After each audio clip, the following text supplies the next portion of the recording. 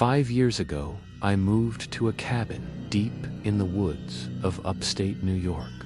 Imagine this: no neighbors, no traffic, utter silence, just endless trees stretching into the horizon and a still, dark lake right behind my home. It felt like paradise, pure freedom wrapped in nature's embrace. I loved sitting on the deck with a cold beer at sunset, watching the sky bleed orange and purple as crickets hummed their nightly song. You ever been somewhere so peaceful you thought you'd never leave? This was my sanctuary, until 2 weeks ago, when everything changed. That night, I was sitting outside, soaking in the calm, when I heard a twig snapping far out in the woods. At first, I told myself it was nothing. Animals, maybe. But over the next days, the noises grew. Rustling branches, cracking twigs, footsteps softly circling my cabin after dark. Have you ever felt watched while alone? That tickle at the back of your neck when you're sure you're not alone. It was creeping in, slow and deliberate. Then came the scratching, light but purposeful scratches near the spare bedroom window. I pulled the curtain back, heart hammering, but nothing. Empty night, only leaves whispering. The very next evening, the scratching turned into tapping, slow, rhythmic, like someone was trying to say, "Hey, I'm here."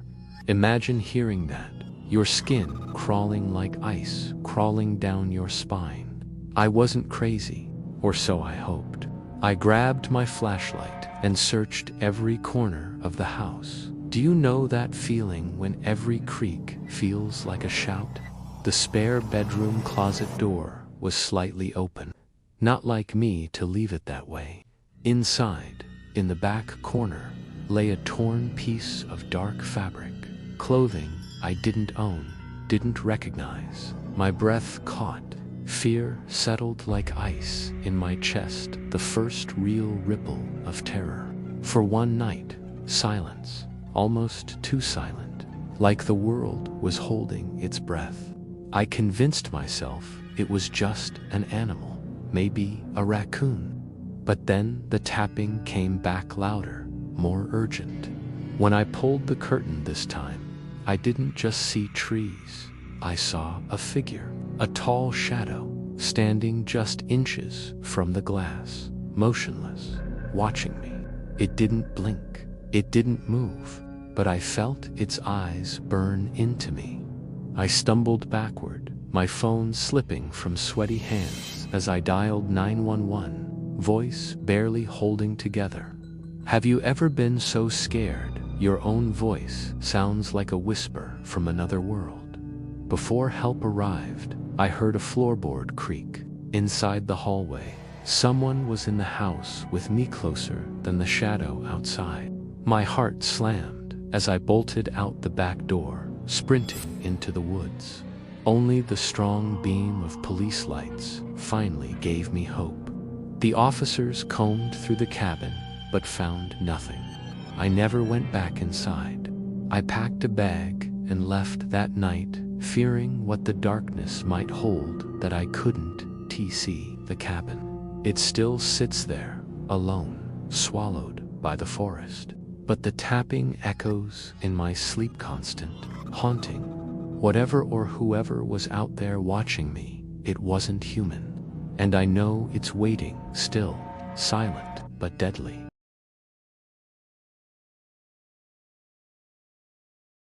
When I was 15, my parents left me home alone with our black lab, Abby.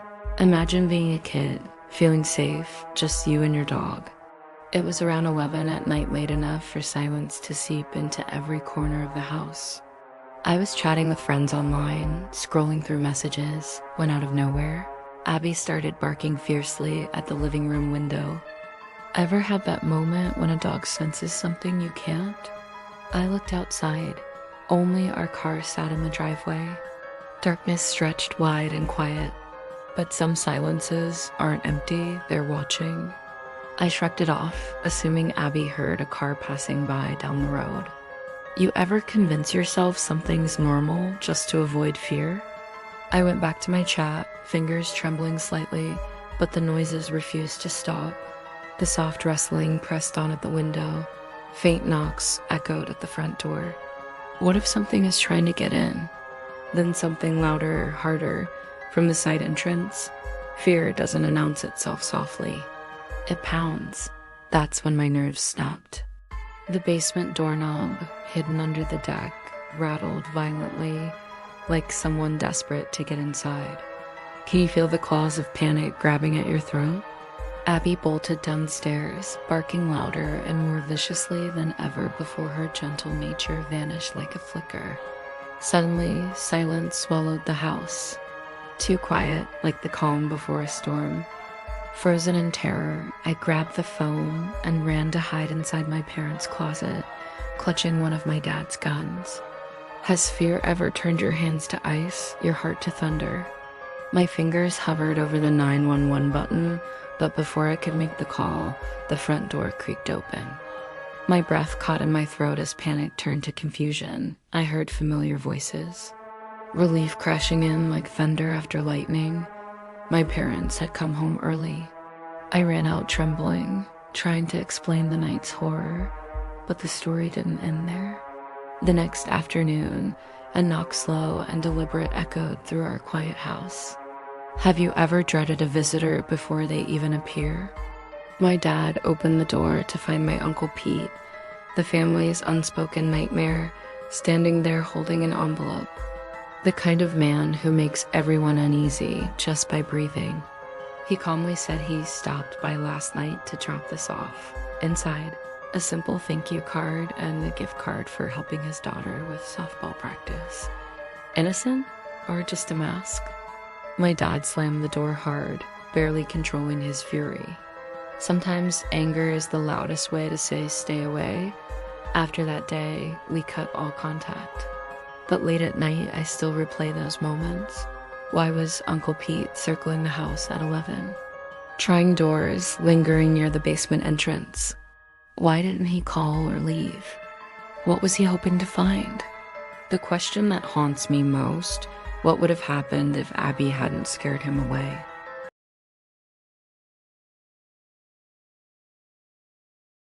When I was 22, I lived alone sort of in my parents' basement apartment. Imagine having your own space, but still feeling trapped. The rent was cheap, the privacy just enough, and weekends were my freedom playground. What would you do if your safe place started feeling ... unsafe? The basement wasn't just a room. It had its own living room, a tiny kitchen, and a narrow hallway leading to my bedroom and bathroom. Sounds cozy, right? But behind the stairway door, the world above felt like a fortress I could unlock whenever I wanted. I left that door open when they were gone, big mistake. The silence felt like quiet on the surface, but beneath it, something was waiting. That weekend, my friends Anthony and Jay showed up best night ever, or so I thought. We blasted music so loud the walls seemed to shake. Ever felt like the music was keeping something at bay? We watched the hockey game, cheered loudly, and shared drinks like there was no tomorrow. But what happens when the party ends and reality creeps back in? They got way too buzzed to drive, so they crashed on my massive sectional couch while I slipped into my bed, tired but happy, or so I thought ... Around 3 a.m., I was jolted awake by footsteps above me. You ever hear a sound that makes your blood run cold? It was faint at first, just careful, slow steps. I told myself one of them probably went for water, but then the doorknob started turning right outside my bedroom door. It twisted, stopped, then twisted again. Who's there? Panic shot through me, yet I convinced myself it was just one of the guys messing around, trying the wrong door. But deep down, I knew. I pulled the covers tight and slipped back to sleep. Big mistake. Morning arrived. Anthony left early without saying much. Jay acted weird. He claimed he didn't remember trying to come to my door that night. Ever had someone deny something obvious?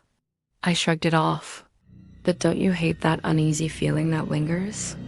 The sun shining outside didn't make the basement feel any brighter. The echoes of that night hung like a shadow in the corners. That night, I was sober and ready for bed. No distractions, just silence. The kind of silence that's suddenly deafening.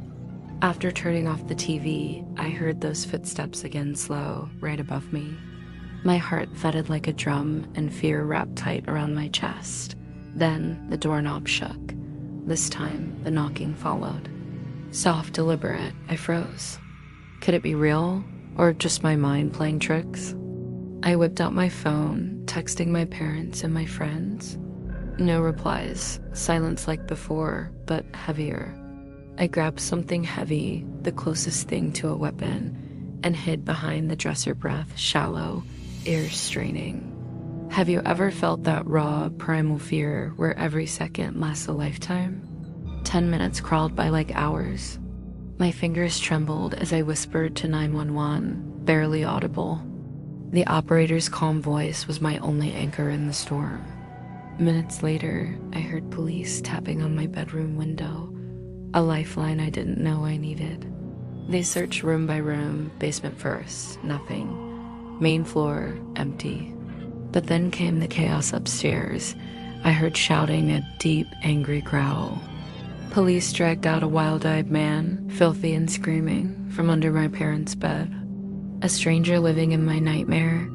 His hateful gaze pierced through me, freezing my blood. Who was he? How long had he been creeping in the shadows? The cops said he might have been there since the night my friends visited, or longer. He hadn't stolen anything, but the terror was real. My parents refused to press charges. But every night since, I wonder how many footsteps went unheard. How many times had that door creaked unnoticed? And worst of all, how long was he watching me ... waiting? Don't forget to subscribe because there are more stories like this, waiting to be told.